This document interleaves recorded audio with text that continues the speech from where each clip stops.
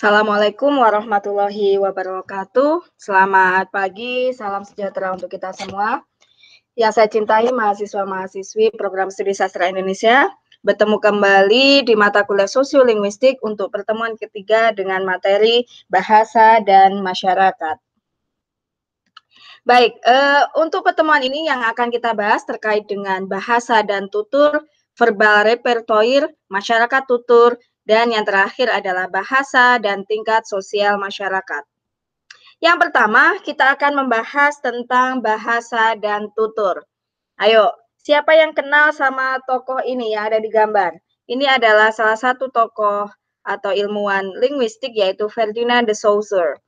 Ferdinand de Saussure, dia membagi istilah atau istilah bahasa itu menjadi tiga hal. Yang pertama adalah language, yang kedua adalah langue, dan yang ketiga adalah parole.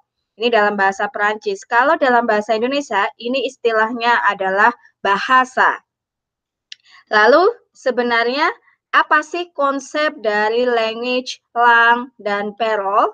Kita lihat, language itu adalah sistem lambang bunyi yang digunakan untuk berkomunikasi dan berinteraksi secara verbal di antara sesamanya. Jadi ini adalah bahasa yang sifatnya universal dan sifatnya abstrak. Artinya bahwa language tidak mengacu pada salah satu bahasa tertentu, tetapi mengacu pada bahasa pada umumnya, yaitu bahasa sebagai alat komunikasi manusia. Misalnya, saya menggunakan bahasa ketika berbicara dengan Anda. Nah, bahasa yang saya sebutkan tadi itu adalah language. Kemudian yang kedua, ada namanya langue. Langue itu adalah sistem lambang bunyi tertentu yang digunakan oleh anggota masyarakat tertentu. Nah, di sini bersifat abstrak juga. Jadi, language dan langue itu adalah suatu sistem pola, keteraturan atau kaidah yang ada atau dimiliki manusia tetapi tidak nyata digunakan. Kemudian yang ketiga ada istilah parole. Nah, parole ini adalah pelaksanaan dari langue dalam bentuk ujaran atau tuturan yang dilakukan oleh para anggota masyarakat ketika berinteraksi atau berkomunikasi sesamanya. Jadi ini sudah lebih jelas karena parole itu bersifat konkret dan dapat diamati secara empiris. Berikutnya, padanan kata bahasa yang tepat dan sesuai dengan rujukan ketiga hal tadi, baik language, langue, dan parole, dapat diamati pada contoh berikut ini. Yang pertama, ini kaitannya dengan language. Ketika saya bilang, manusia mempunyai bahasa, namun binatang tidak. Perhatikan, kalau kita lihat bahasa yang saya katakan tadi, manusia mempunyai bahasa. Nah, bahasa di situ fungsinya adalah sebagai alat komunikasi. Sifatnya masih umum. Kemudian yang kedua, ini konsep tentang langue. Kalau tadi language, sekarang langue. Nita belajar bahasa Jepang, sedangkan Dika belajar bahasa Inggris.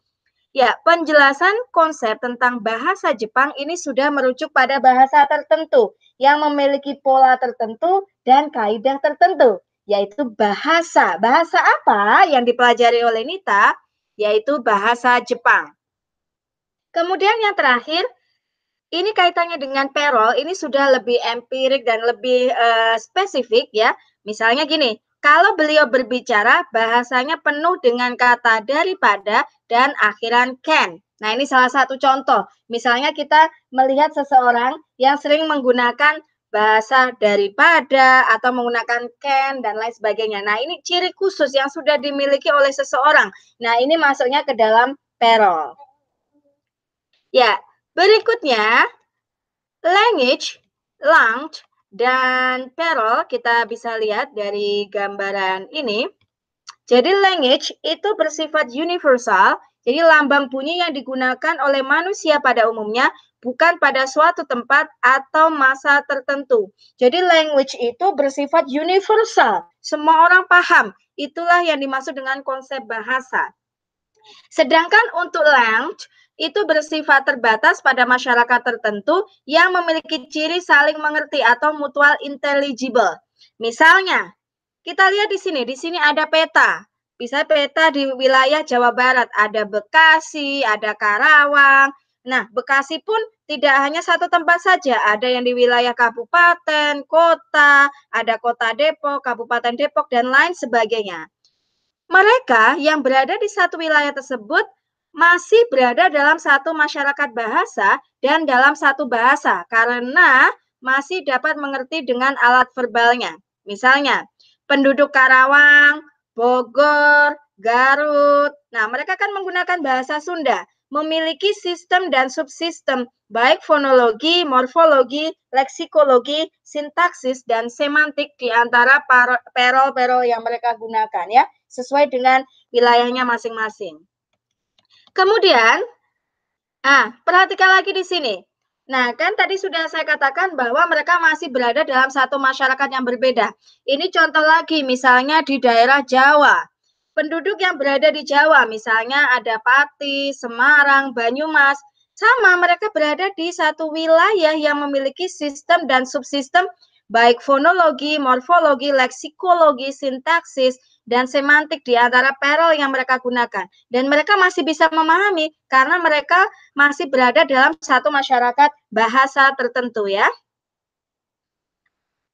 Nah, perhatikan kalau kita lihat ya, kita compare antara dua bahasa yang tadi sudah saya jelaskan, terlihat bahwa untuk penduduk yang berasal di daerah wilayah Karawang, Bogor, Garut, mereka tidak ada saling mengerti secara verbal karena perol yang digunakan tidak memiliki kesamaan sistem dan subsistem. Artinya apa? Jadi kalau tadi yang saya katakan, kalau orang Karawang, Bogor, Garut, mereka sama-sama berada di satu wilayah masyarakat bahasa tertentu sehingga mereka memahami. Tetapi ketika orang Karawang, orang Bogor, orang Garut ini berbicara dengan orang Pati, Semarang, Banyumas yang mereka notabene-nya menggunakan bahasa Jawa, tentunya karena memiliki perol yang digunakan tidak memiliki kesamaan sistem dan subsistem sehingga mereka tidak mengerti. Tetapi kalau masih satu area, mereka akan mengerti. Kemudian yang kedua, mengapa orang yang Karawang, Bogor, Garut, dan ketika berbicara dengan orang Pati, Semarang, Banyumas yang berbahasa Jawa, itu tidak mengerti karena sistemnya berbeda.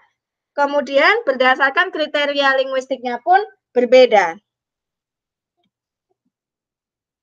Berikutnya, perol yang digunakan berbeda meskipun masih bisa saling mengerti karena ada kesamaan. Ya, yang tadi yang saya bilang, misalnya orang Bekasi, orang Karawang, karena mereka menggunakan bahasa Sunda, meskipun perolnya beda, tapi mereka masih mengerti. Jadi dialek-dialeknya masih sama.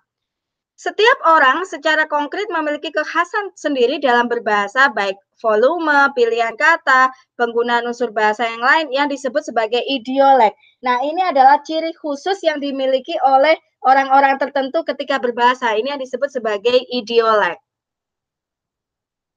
Berikutnya, kita membahas tentang verbal repertoire. Apa itu verbal repertoire? Nah, ini kayaknya istilahnya agak susah ya.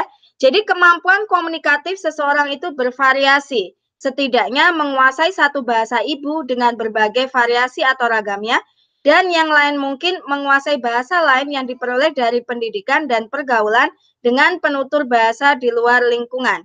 Nah, kemampuan seseorang untuk menguasai bahasa dan menggunakan ragam yang mana pada saat situasi yang bagaimana itu disebut sebagai verbal repertoire ya. Ingat ya. Jadi kemampuan Anda itu kan bervariasi. Ada yang punya kemampuan berbahasa misalnya bahasa ibunya saja. Ada yang punya bahasa ibu, ada yang bisa dia bahasa asing dan lain sebagainya. Nah, kemampuan seseorang untuk menguasai bahasa dan menggunakan sesuai ragamnya ini yang disebut sebagai verbal repertoire. Berikutnya, verbal repertoire itu bisa digunakan secara individu maupun kelompok. Secara individu, alat verbal yang dikuasai oleh penutur termasuk untuk memilih norma sosial yang sesuai dengan situasi dan fungsinya. Ini yang harus kita bedakan. Jadi ketika saya berbicara dengan orang yang lebih tua, bagaimana kemampuan saya untuk menggunakan bahasa tadi? Nah, ini kemampuan yang perlu dipahami. Sedangkan untuk verbal repertoire secara kelompok dapat dikatakan bahwa keseluruhan alat-alat verbal yang ada di dalam suatu masyarakat beserta norma untuk memilih variasi sesuai dengan konteksnya. Nah, ini perlu diperjelas bahwa ketika kita sedang berbicara di lingkungan masyarakat, kita harus tahu norma yang berlaku di masyarakat tersebut disesuaikan dengan konteksnya. Berikutnya, kita membahas tentang masyarakat tutur. Jadi, masyarakat tutur adalah suatu masyarakat yang anggotanya setidak-tidaknya mengenal satu variasi bahasa beserta norma-norma yang sesuai dengan pemakainya. Jadi, bukanlah suatu masyarakat yang berbicara bahasa yang sama, melainkan suatu masyarakat yang timbul karena adanya komunikasi. Misalnya begini, saya berada di sebuah wilayah. Saya tinggal di sebuah perumahan. Nah, di perumahan saya ada yang orang Sunda, ada orang Jawa, ada orang Batak, ada orang Betawi, dan lain sebagainya. Nah, mereka saling menggunakan bahasa tertentu, mereka menggunakan bahasa yang bisa dipahami dan mematuhi kaidah atau norma-norma yang dipakai oleh pemakainya sehingga komunikasi dapat berjalan dengan lancar. Nah, ini yang disebut sebagai masyarakat tutur. Berikutnya, bahasa dan tingkat sosial masyarakat. Nah, ini yang perlu kita pahami bahwa bahasa itu ada tingkatan-tingkatan atau tingkatan berbahasa, khususnya yang orang Jawa. Ini ada tingkatan sendiri dalam sosial masyarakat. Misalnya, kalau tingkatan masyarakat, contoh saya ambil dari contoh orang Jawa, ada orang yang doro, ini tingkatannya udah paling tinggi. Kemudian ada priai, ada wong sodagar, ada wong cilik. Nah, di antara beberapa tingkatan masyarakat Jawa ini, tentu bahasa yang digunakan ketika menggunakan tuturan akan berbeda. Karena apa? Karena bahasa Jawa itu memiliki tingkatan yang berbeda-beda. Misalnya ada bahasa Jawa ngoko, maja, kromo, dan lain sebagainya. Ini yang perlu kita pahami. Artinya ketika kita berbahasa Jawa pun kita harus tahu kita menggunakan bahasa Jawa yang ngoko, madya, krama sesuai dengan tingkatan sosial masyarakatnya. Baik, demikian yang dapat saya sampaikan terkait bahasa dan masyarakat. Terima kasih. Wassalamualaikum warahmatullahi wabarakatuh.